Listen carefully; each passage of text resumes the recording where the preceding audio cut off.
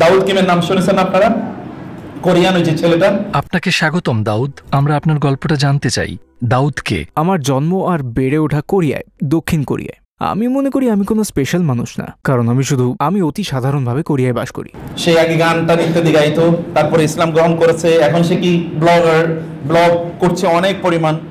এবং আমি পড়াশোনা করেছি মিউজিক নিয়ে ইউনিভার্সিটিতে, আর কয়েক বছর আগে আমি ইসলামে ধর্মান্তরিত হয়েছি, এবং আমার এই জার্নি এখনো অব্যাহত আছে বলে মনে করি। দাউদ নামটি বেছে নেওয়ার কোনো বিশেষ কারণ আছে কি?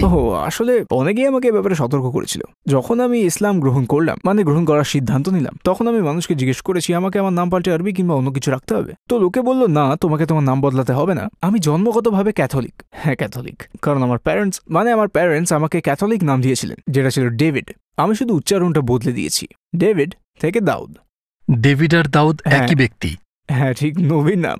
এবং সে রিসেন্টলি একটা ইন্টারভিউতে সে বলছিল যে আমি আমার কোরিয়াতে এখানে দেখলাম একদম মানুষ তারা খুবই ভালো আচরণ করে, সুন্দর সুন্দর কথাবার্তা বলে, এবং তাদের বিহেভিয়ার খুবই ভালো। আমি ভাবলাম এরা কারা, এদের চরিত্র দেখে আমি মুগ্ধ হয়ে পরবর্তীতে এদের বিশ্বাস নিয়ে আমি একটু পড়াশোনা করলাম, দেখলাম এরা মুসলিম। ইসলামের প্রতি আমার আগ্রহ বাড়লো এবং আমি মুসলমান হলাম। এখন আমার গোটা জীবনের স্বপ্ন হচ্ছে ভালো মানুষ হওয়া। আমি চেষ্টা করছি প্রতি মুহূর্তে ভালো মানুষ হতে।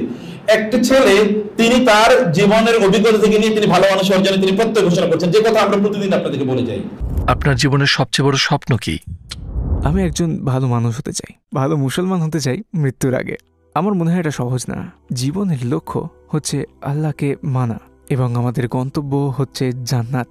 আমি আরো শিখতে চাই, আরো প্র্যাকটিস করতে চাই, আর আমি কোরিয়ানদের জন্য কিছু করতে চাই। হ্যাঁ, কোরিয়ানদের জন্য। কোরিয়ার সংস্কৃতিতে রয়েছে প্রচুর রাগ, বিস্মিত আর ডিপ্রেশন, এবং আমি মনে করি এর সবচেয়ে বড় কারণগুলোর একটা হচ্ছে তাদের বিশ্বাসের অভাব। তাদের কোনো বিশ্বাস নেই, কারণ যখন তারা ডিপ্রেশনে ভোগে, কেউ সাহায্য করার নেই, কেউ নেই যার উপর তুমি নির্ভর করতে পারো। আত্মহত্যার হার সেখানে তুঙ্গে।